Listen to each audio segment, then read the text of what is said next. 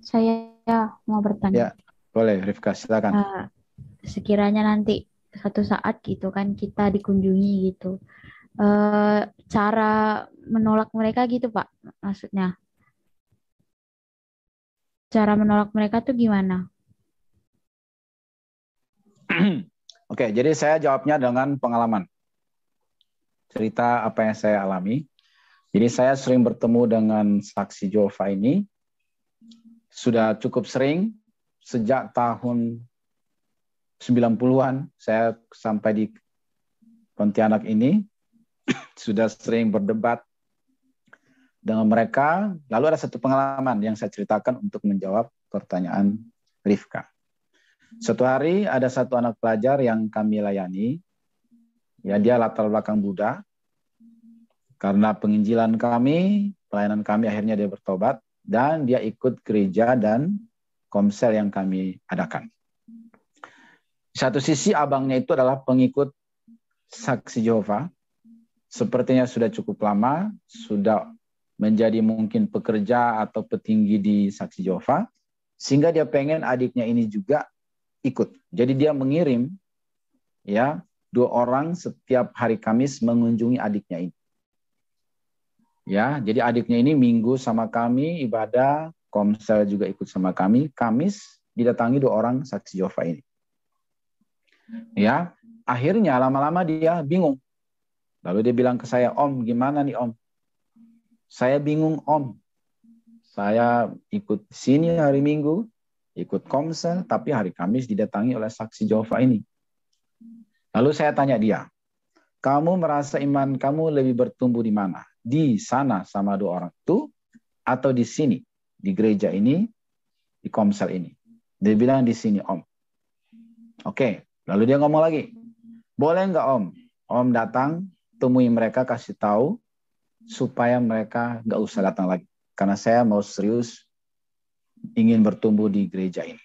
Boleh, karena kamu yang minta, dengan statement kamu seperti itu, saya punya dasar untuk datang dan ngomong ke mereka.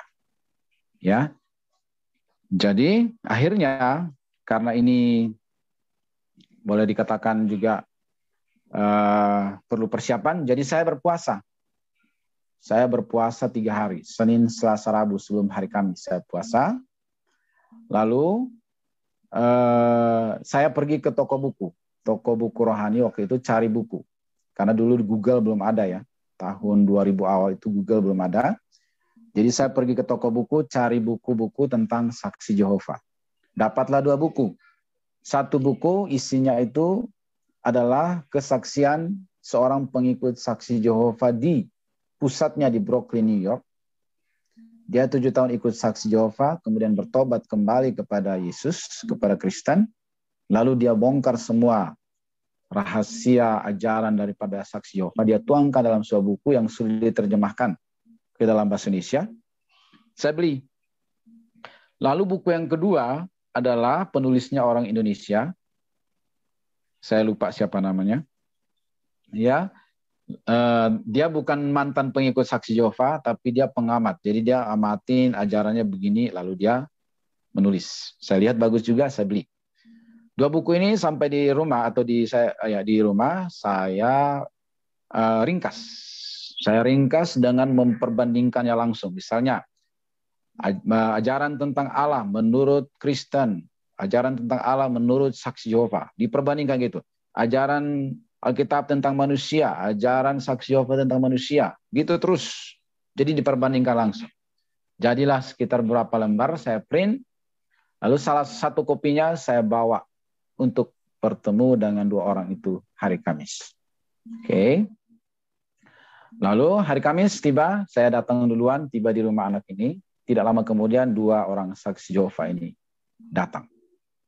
Ya, lalu begitu duduk, tidak lama kemudian basa-basi, lalu saya mulai bicara. Saya bilang, perempuan ya, si anak ini perempuan, jadi yang dikirim juga 2 perempuan.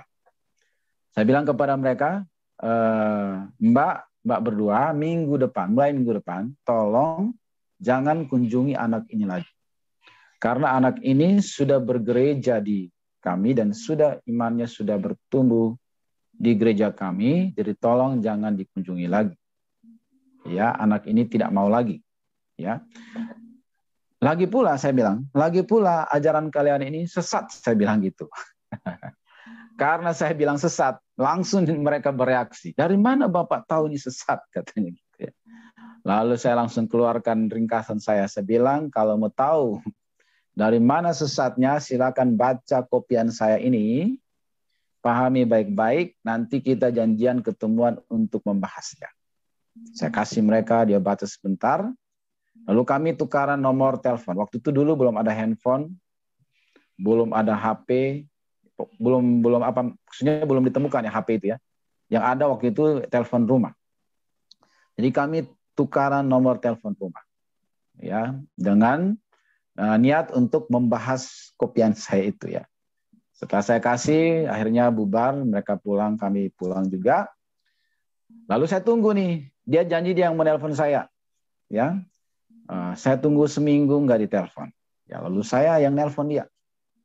Ya Mbak, katanya mau ketemuan, mau bahas kopian saya kemarin. Gimana, jadi nggak, kapan nih gitu kan? Oh maaf Pak, saya sibuk, belum sempat, nanti aja kalau saya sempat. Oke. Seminggu berikut lagi saya kejar lagi. Mbak, udah ada waktu belum? Katanya mau bahas kopian saya itu. Oh maaf Pak, saya nggak sempat, lagi sibuk. Sampai sekarang tak ada pertemuan satu kali pun, dan anak itu pun tidak didatangi lagi. Sudah lama ya, jadi anak itu pun sudah dewasa dan sudah menikah, sudah punya anak sekarang dan Kristen.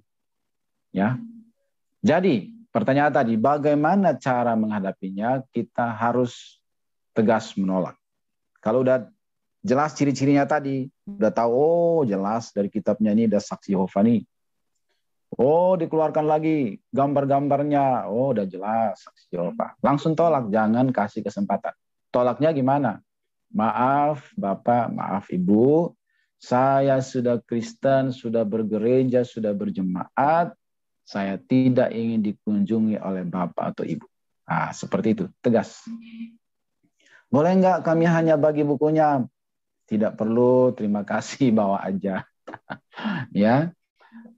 Jadi harus menolak dengan jelas, ya, dengan tegas, ya, dengan jelas, yang istilahnya menutup kesempatan supaya jangan ada dia datang kedua kali. Nah, kira-kira seperti itu, Rifka ya. Jadi kita ini harus jelas. Kalau kita pun macam menunjukkan sikap tertarik, oh, dia akan rajin terus datang. Kita harus menunjukkan sikap, apalagi kita udah lihat ciri-cirinya saksi Yehova, langsung tolak dengan tegas. Jangan kasih kesempatan. Kalau sekali dikasih kesempatan, dia sangat rajin berkunjung. Begitu Rifka. Baik Pak, terima kasih. Ya.